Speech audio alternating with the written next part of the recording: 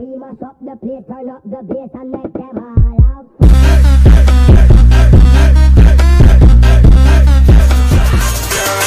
You can be my new thing.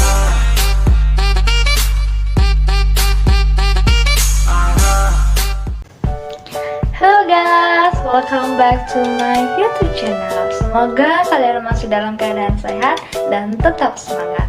Dengan saya, Patricia Lorenya Pasaribu dengan NPM A1G022013 dari Prodi Pendidikan Guru Sekolah Dasar, mata kuliah Pengelolaan Pendidikan dari kelas 1C dengan dosen pengampu Bapak Dr. Muhammad Kristiwan MPD.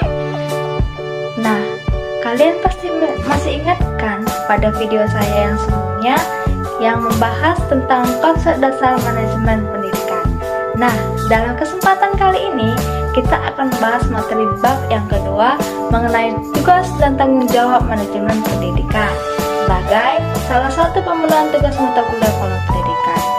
Nah, kata tugas dan tanggung jawab pasti sudah sering kan kita dengar dalam kehidupan sehari-hari. Nah, supaya kita lebih mengerti dan lebih paham, yuk kita bahas bersama kembali. Nah, pembahasan yang kedua tentang tugas dan tanggung jawab manajemen pendidikan. Ada yang tahu nggak apa saja tugas dan tanggung jawab manajemen pendidikan? Yuk kita bahas bersama. Tugas dan tanggung jawab manajemen pendidikan dapat dibagi menjadi 6 pembahasan. Yang pertama, konsep dasar kepala sekolah. Kedua, syarat-syarat menjadi kepala sekolah. Ketiga, ciri-ciri kepala sekolah yang efektif. Keempat, tugas dan tanggung jawab kepala sekolah. Kelima, fungsi kepala sekolah sebagai manajer. Yang keenam, peran kepala sekolah. Yang pertama, konsep dasar kepala sekolah. Apa saja sih konsep dasar kepala sekolah? Dari pendapat para ahli, dapat disimpulkan bahwa kepala sekolah adalah orang yang memimpin sebuah lembaga pendidikan atau sekolah dan menggerakkan, memengaruhi, serta mendorong semua pihak yang terlibat dalam lembaga tersebut untuk mencapai tujuan bersama. Nah, yang kedua, syarat-syarat menjadi kepala sekolah. Pasti dalam setiap manajemen pasti ada yang namanya syarat-syarat. Nah, apa saja syarat-syarat menjadi kepala sekolah? Nah, yang pertama, memiliki kualifikasi akademik sarjana atau S1 atau diploma 4, D sampai 4. Kependidikan atau non-kependidikan pada perguruan tinggi yang terakreditasi. Yang kedua, pada waktu diangkat menjadi kepala sekolah berusia setinggi-tingginya 56 tahun. Yang ketiga, memiliki pengalaman mengajar sekurang-kurangnya 5 tahun. Menurut jenjang sekolah masing-masing, kecuali di taman kanak-kanak atau Raudatul Atfal, memiliki pengalaman mengajar sekurang-kurangnya 3 tahun.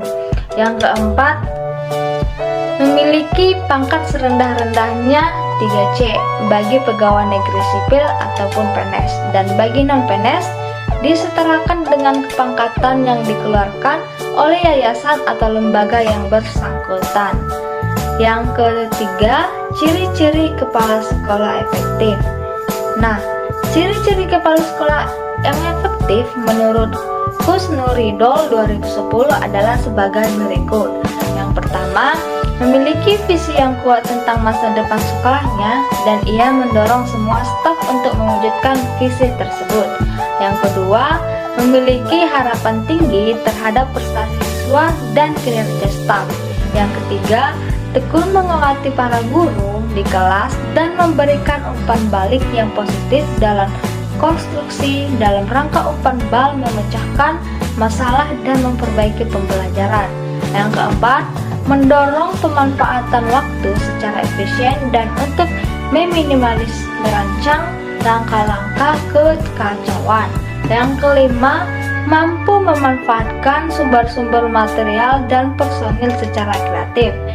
Dan yang terakhir, yang keenam, memantau prestasi siswa secara individual dan kolektif, serta memanfaatkan informasi untuk mengarahkan perencanaan instruksional.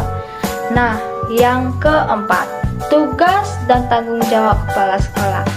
Menurut Purwanto 197102, tugas dan tanggung jawab kepala sekolah atau manajer pendidikan yaitu harus mengalami perkembangan dan perubahan, baik sifat maupun luasnya sesuai dengan pendidikan di negara Indonesia yang bersifat nasional demokratis.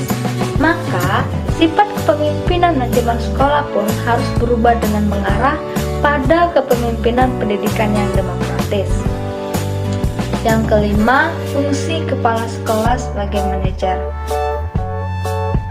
Yang pertama, merencanakan. Yang kedua, mengorganisasikan. Yang ketiga, mengarahkan. Yang keempat, mengawasi. Yang kelima, mengevaluasi. Yang keenam, mengkoordinasi. Peran kepala sekolah. Yang pertama, peran kepemimpinan kepala sekolah dibagi menjadi dua, yaitu kepala sekolah merupakan kunci dalam membentuk kultur sekolah. Yang kedua, kepala sekolah harus dapat menjalin hubungan dengan kelompok internal dan eksternal. Yang kedua, peran manajemen kepala sekolah dibagi menjadi tiga. Yang pertama, peran manajer merupakan aspek utama kepemimpinan kepala sekolah. Yang kedua, secara umum, kepala sekolah harus memimpin dari pusat atau lead from the center. Demokratis, mendelegasikan tanggung jawab, memberi kuasa dalam pengambilan keputusan, dan mengembangkan usaha elaboratif yang mengikat siswa, guru, dan orang tua. Yang ketiga, kepemimpinan untuk kepala sekolah dibagi menjadi empat, yaitu yang pertama, kepemimpinan struktural, yang kedua, kepemimpinan fasilitatif, yang ketiga, kepemimpinan yang mendukung, dan yang keempat, kepemimpinan partisipatif. Semua faktor tersebut menekankan keterampilan manajerial dan administrasi. Yang ketiga, peran kurikulum mengajarkan kepala sekolah. Bidang kurikulum pengajaran hendaknya menjadi prioritas kerja utama kepala sekolah, sehingga dapat meningkatkan mutu pendidikan di sekolahnya. Nah, teman-teman, udah selesai nih kita membahas tentang tugas dan tanggung jawab manajemen pendidikan. Mudah bukan? Kalau kita mempelajarinya dengan baik, semoga video kali ini bermanfaat bagi kalian. Saya, Patricia Lorenya Pasaribu, mohon maaf apabila ada kesalahan kata ataupun tutur kata yang tidak baik. Saya tutup dan selamat berjumpa di video berikutnya. Salam sejahtera bagi kita semua. Sekian dan terima kasih. Bye-bye.